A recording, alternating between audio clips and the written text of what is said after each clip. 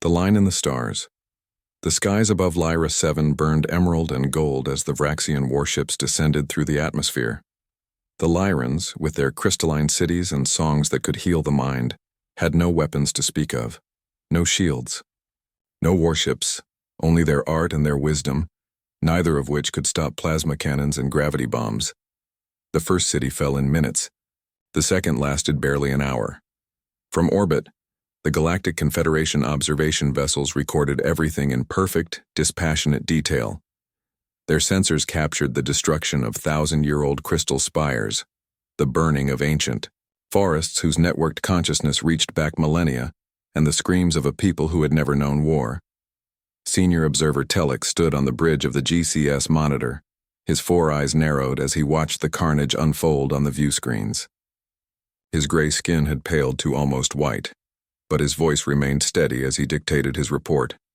Standard date, 27/83/45.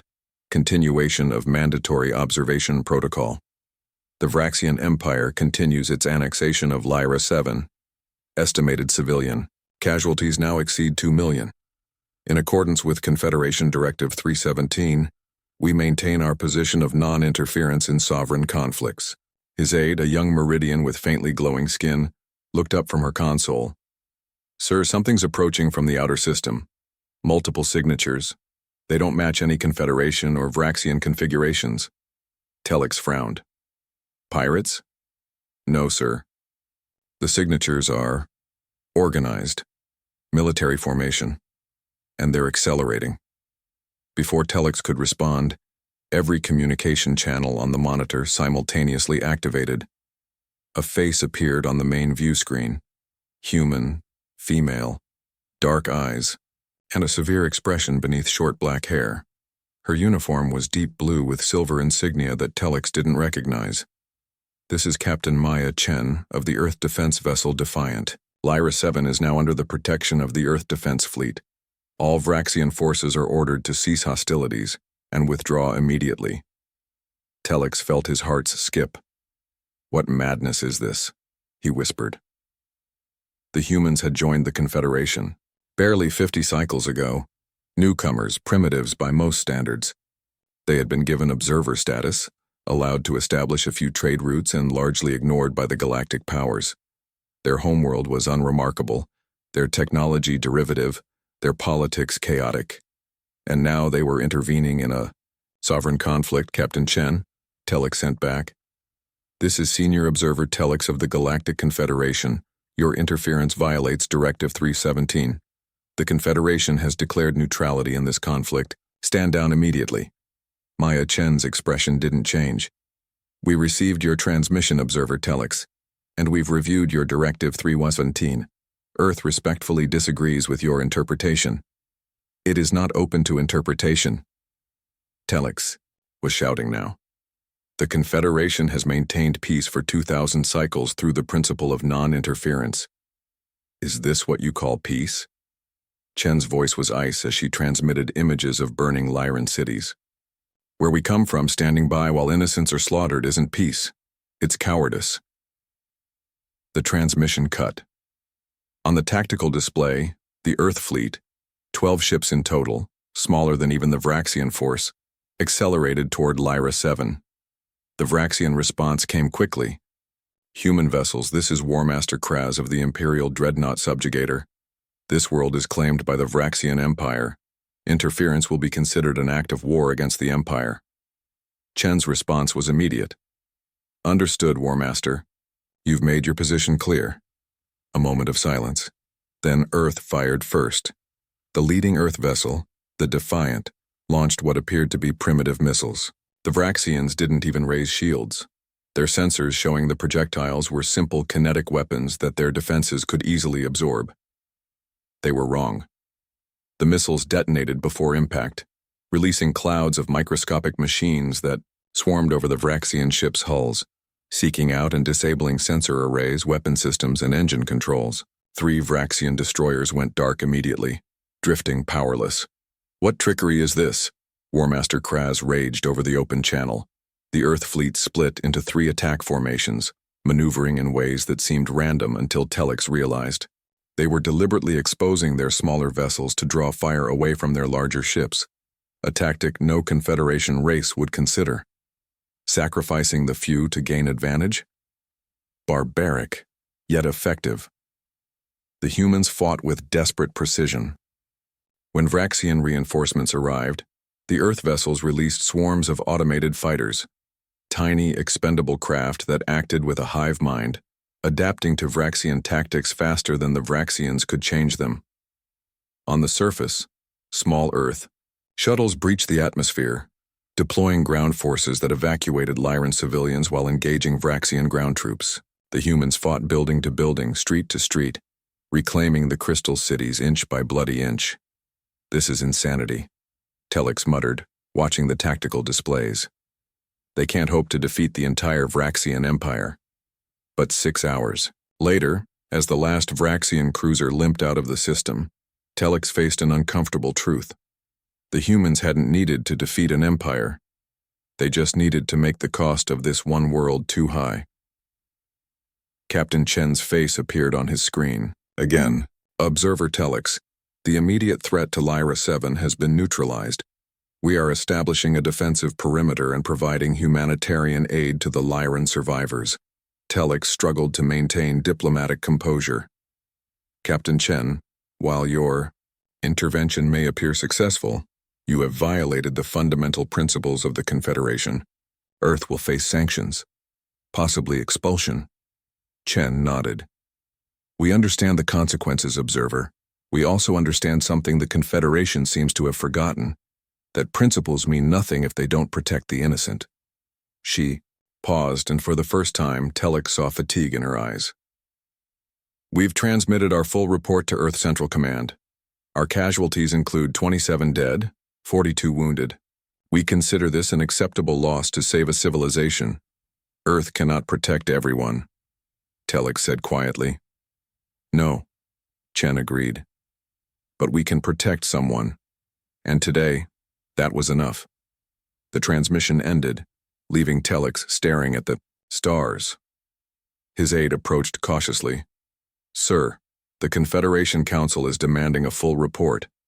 They're not pleased." Telix nodded absently, his gaze fixed on the view screen where Earth ships now orbited Lyra 7, their hulls scarred but their position unyielding. "Do you know?" he said slowly. "In all my 200 cycles, I've observed 17 species face extinction while we watched and recorded. 17 civilizations gone because interference was forbidden." He turned to face his aide. "Tell the Council that the humans have changed the equation." Far below on the surface of Lyra 7, a human medic tended to a wounded Lyran child. The child's skin glimmered faintly, a sign of life in a species that communicated through light and color. The child reached out, touching the human's face with delicate fingers, leaving a faint luminescent trace, the highest gesture of gratitude in Lyran culture. Around them, the crystal city lay in ruins. But unlike the 17 civilizations Telix had watched die, this one would live to rebuild. "What makes us human?" War Master Kraz stood before the Imperial Council, his proud posture contrasting with the shame burning in his chest. The holographic displays showed the Battle of Lyra 7 from multiple angles, emphasizing each human tactic, each Vraxian failure. "Unacceptable," Emperor Vex's voice filled the chamber. "A handful of human ships caused this defeat?" "They did not fight. Conventionally, Your Eminence," Kraz replied. "Their tactics were unpredictable. They used autonomous weapon systems our sensors couldn't track, and they were willing to sacrifice their own to gain tactical advantage." The Emperor's 6 eyes narrowed. "And now they occupy our rightful conquest. They've established orbital defenses and brought in medical ships, confirmed Admiral Zex, the Imperial Intelligence Director. But more concerning is the response from other worlds. News of the human intervention has spread. 3 systems under our influence are showing signs of resistance, inspired by this human heroism." Emperor Vex rose from his throne, his massive frame casting shadows across the council table. "Then we must make an example that will echo across the galaxy. Deploy the World Breaker." A shocked silence fell over the council chamber. Your Eminence, Admiral Zek said carefully, the World Breaker has never been used outside of testing. Its power is precisely what is needed, the Emperor finished. The humans defied the natural order. They must learn that some powers cannot be challenged. On Lyra 7, 30 days after the battle, Captain Maya Chen stood with Lyran Elder Luminara at the edge of the restored central garden. Crystal saplings, donated from Lyran enclaves on other worlds, had been planted to replace the ancient trees destroyed in the attack. They would take centuries to reach the grandeur of their predecessors, but the Lyrans were patient. Luminara's skin shimmered with patterns of blue and silver, gratitude and sorrow intermingled. Your people have given us back our future, Captain. Chen. The Confederation observed while we died, Earth acted while we lived. Chen nodded, watching as human engineers worked alongside Lyrans to rebuild a fallen spire. We couldn't stand by. It's not in our nature. And yet you knew the cost. Luminara's inner light pulsed gently. The Confederation has censured Earth, restricted your trade routes, limited your diplomatic status. Why would you sacrifice so much for a world not your own? Chen considered the question carefully. There's an old saying on Earth, all that is necessary for evil to triumph is for good people to do nothing. Throughout our history, we've learned this lesson repeatedly, often at terrible cost. Her communicator chimed. Excuse me, Elder. Chen stepped away, activating the secure channel. Commander Reyes's face appeared, tense. Captain, long-range sensors have detected something massive approaching the Vraxian border systems, energy signatures unlike anything we've seen before. The Vraxians are retaliating? Worse. It appears they're testing some kind of superweapon. Initial analysis suggests it could destabilize a planet's core, and intelligence indicates Lyra 7 is the target. Chen felt ice in her veins. How long do we have? 72 hours, maybe less. Earth Central Command has been notified, but reinforcements would never arrive in time. Understood. Implement contingency firewall. I'll brief the Lyran elders. Chen ended the transmission and looked back at the rebuilding efforts, at the hope they'd rekindled, and felt the weight of what was to come. 3 Confederation observation ships arrived the next day, maintaining position at the edge of the system. This time, Senior Observer Telix requested permission to board the Defiant. You've been monitoring Vraxian communications, Chen said, as they walked the corridors of her ship. It wasn't a question. The Confederation observes all, Telix replied, including the deployment of the weapon they call Worldbreaker. And you're here to observe its effectiveness? Chen couldn't keep the bitterness from her voice. I am here, Telix said carefully, to inform you that the Confederation will maintain its policy of non-interference. Officially, he handed her a data crystal. Unofficially, this contains all our intelligence on the Worldbreaker, including its shield frequencies and projected approach vector. Chen stared at him. Why? Because 17 species were enough, Telix said simply. The next 48 hours were a blur of preparation. The Earth fleet positioned itself in the projected path of the Worldbreaker. The Lyrans, despite Chen's insistence that they evacuate to their colony worlds, refused to abandon their home. If we run now, Elder Luminara told her, we validate. The very principle you stood against, that power decides who deserves to exist. When the Worldbreaker emerged from hyperspace, it eclipsed the stars. Not a ship but a weapon platform the size of a small moon, bristling with energy projectors designed to bore through a planet's crust and destabilize its core. All ships, battle positions, Chen ordered. Remember the plan. We only get one shot at this. The Earth fleet formed a spherical defensive formation around Lyra 7, each ship linked by overlapping shield harmonics, a technique adapted from Lyran crystalline architecture. The shields wouldn't stop the Worldbreaker, but they might redirect its energy long enough. Human vessels, the voice of Emperor Vex himself came through the comms. You have interfered in Imperial affairs, violated Confederation directives, and disrupted the natural order of power. Withdraw now, and your homeworld will be spared. Chen opened a channel. This is Captain Maya Chen of Earth. We will not withdraw. We will not abandon those who cannot defend themselves. If that disrupts your natural order, then your order deserves disruption. Then you will share their fate. The Worldbreaker powered up, its central spire glowing with terrible light. The energy beam that lanced out could have cut through a moon. It struck the interlaced shields of the Earth fleet, which flared blue-white with the strain. Shield harmonics destabilizing, Commander Reyes reported. We can't hold this for more than 90 seconds. We don't need to, Chen replied. Is the firewall ready? Yes, Captain. All personnel except the volunteer team have been evacuated from the Defiant. Chen nodded. Then it's time. She opened the fleet-wide channel. All ships, execute firewall protocol. It's been an honor. The Earth fleet suddenly dispersed, their shields collapsing, all except the Defiant, which accelerated directly toward the Worldbreaker's beam. The ship's engines glowed white-hot as it drove itself against the energy stream, its hull disintegrating layer by layer. What are they doing? Emperor Vex demanded as he watched the suicidal charge. Inside the Defiant, Chen and a skeleton crew of volunteers worked desperately at their stations as the ship shuddered around them. Core overload in 10 seconds, the chief engineer reported, hands steady despite the knowledge of what was to come. Trajectory locked, the helmsman added. We'll reach the focal point. Chen looked at her crew, volunteers all, each understanding. The cost. Earth will remember, the galaxy will remember. The Defiant, its hull nearly gone, reached the focal point of the Worldbreaker's beam. Its overloading engine core detonated, creating a feedback pulse that traveled up the energy beam to its source. The resulting explosion tore through the Worldbreaker's primary systems, cascading into its power core.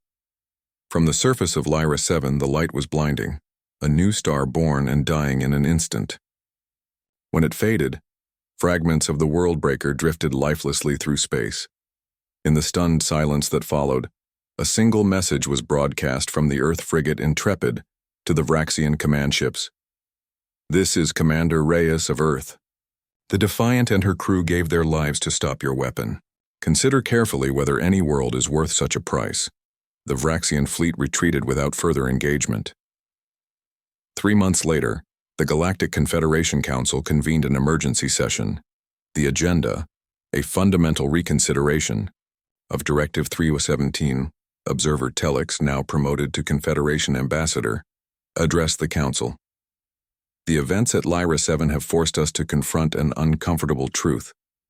Our policy of non-interference meant to preserve peace has instead preserved only power. The strong have been free to prey upon the weak, with our tacit blessing. Murmurs of protest rose from several delegations, but Telix continued. The humans showed us another way. They demonstrated that sometimes power must be challenged even at great cost. A new delegation sat at the council table for the first time, humans, their uniforms bearing the insignia of Earth Central Command. Among them sat Commander Reyes, now captain of the newly commissioned Defiant II. The humans have paid for their convictions, Telix concluded. Their intervention cost them their most decorated captain and a crew of volunteers, but their sacrifice has changed something fundamental in our galaxy. He gestured to the observation window, where ships from a dozen worlds now orbited the Confederation station, many of them bearing the new insignia, a silver Earth surrounded by a protective ring of stars. 17 species were enough, Telix said quietly. Earth has shown us that the 18th did not have to die. On Lyra 7, in the center of the rebuilt capital city, a monument of crystal and earth steel reached toward the stars. It bore the names of the Defiant's crew and a simple inscription in multiple languages. No one was supposed to interfere, but someone had to, and across the galaxy, the quiet worlds, the vulnerable worlds, looked to the stars with new hope. Because now they knew that if darkness came, Earth might be watching and Earth would not stand by. The end.